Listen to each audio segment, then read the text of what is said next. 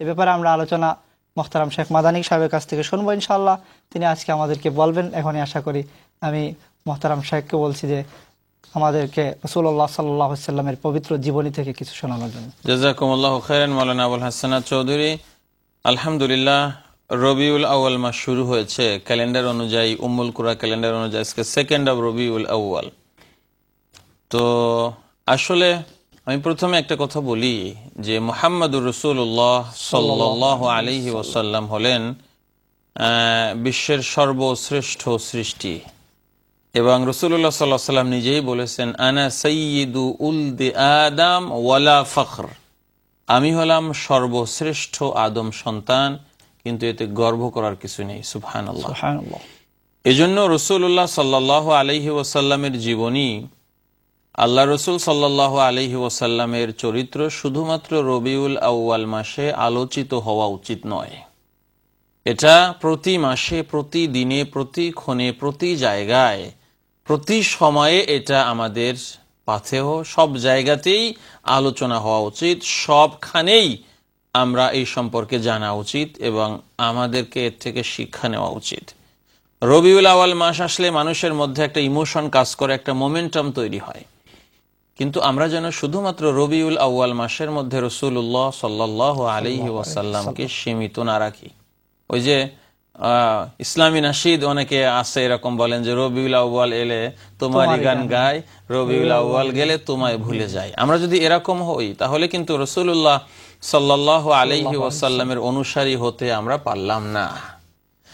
যার কারণে আমরা যেটা করতে হবে, রাসূলুল্লাহ সাল্লাল্লাহু আলাইহি ওয়াসাল্লামকে আমাদের সারা জীবনে আমাদেরকে ফলো করতে হবে। কিভাবে ফলো করতে হবে সেই সম্পর্কে আমরা আলোচনা করব, এবং রাসূলুল্লাহ সাল্লাল্লাহু আলাইহি ওয়াসাল্লামের পরিপূর্ণ জীবন সম্পর্কে, পরিপূর্ণ সিরাত সম্পর্কে আমরা আলোচনা করা দরকার এবং আলোচনা শোনা দরকার, এবং রাসূলুল্লাহ সাল্লাল্লাহু আলাইহি ওয়াসাল্লামের জীবনী থেকে আমাদের শিক্ষা নেওয়া দরকার।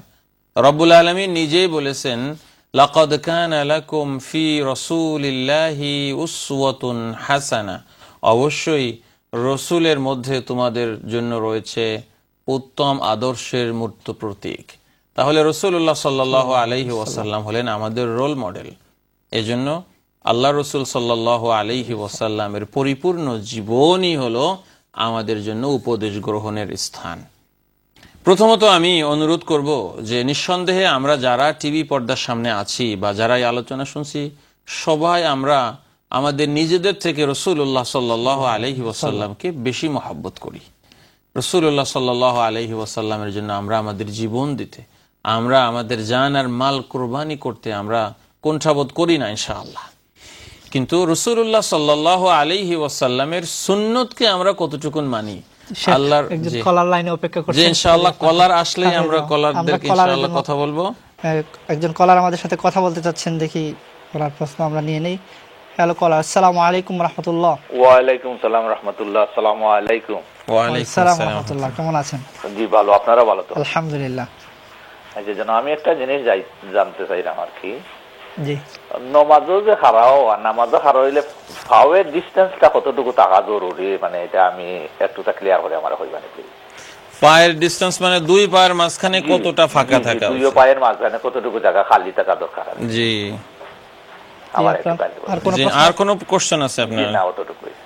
আসসালামু আলাইকুম। ওয়ালাইকুম আসসালাম ওয়া রাহমাতুল্লাহ। ধন্যবাদ আপনাকে। আমার এই ভাইয়ের কোশ্চেন হলো, নামাজে যখন আমরা দাঁড়াই দুই পায়ের মাঝখানে কি পরিমাণ ফাঁকা থাকা উচিত? দুটো কথা এখানে বলতে হবে। প্রথমত হলো যে আমরা যখন কাতারে দাঁড়াবো নামাজে, রাসূলুল্লাহ সাল্লাল্লাহু আলাইহি ওয়াসাল্লামের হাদিস অনুযায়ী লাইনটা পরিপূর্ণভাবে সোজা হতে হবে এবং একজনের সাথে আর একজনে মিলে দাঁড়াতে হবে, দুইজনের মাঝখানে যেন ফাঁকা না থাকে।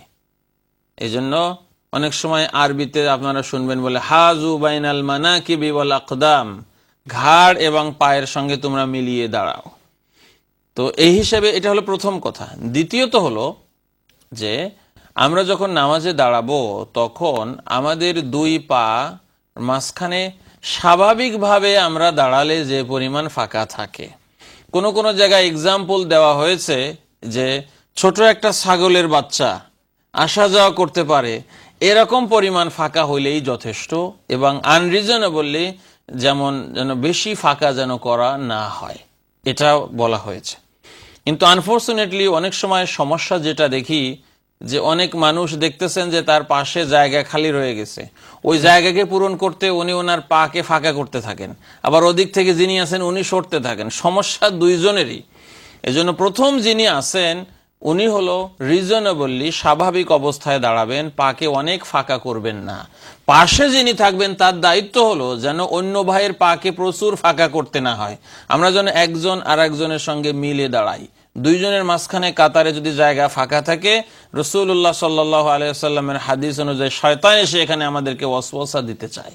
এজন্য আল্লাহর রাসূল নামাজ শুরু না করে কাতারে কাতারে গিয়ে এটা চেক করতেন। যেন আমি আবার রিপিট করি যে দাঁড়ানোর মাঝখানে আপনি স্বাভাবিকভাবে দাঁড়ালে আমাদের পায়ের মাঝখানে যা ফাঁকা হয়, রিজনেবলি যতটুকুন দরকার এতটুকুন ফাঁকা থাকবে। এক্সাম্পলের কথা আমি বলেছি। তবে দুইজনের মাঝখানে যেন ফাঁকা জায়গা না থাকে, এতে নামাজের ক্ষতি হয়। কোনো অবস্থায় এটা ফাঁকা রাখা যাবে না। তো সেই হিসেবে যেটা যায়, ইয়াংরা দেখা যাচ্ছে যে তারা অনেকে নতুন নামাজ শুরু করেছে, শুনেছে কাতারে ফাঁকা রাখা যায় না, যত ফাঁকা আছে তারা পা ফাঁক করতে থাকে। মুরব্বীরা আবার সরে যেতে থাকে, কারণ মুরব্বীরা কাতারে ফাঁকা রেখেই নামাজ পড়ে অনেক অভ্যস্ত হয়েছে। আনফর্চুনেটলি দুটো দিক থেকেই কিন্তু সমস্যা।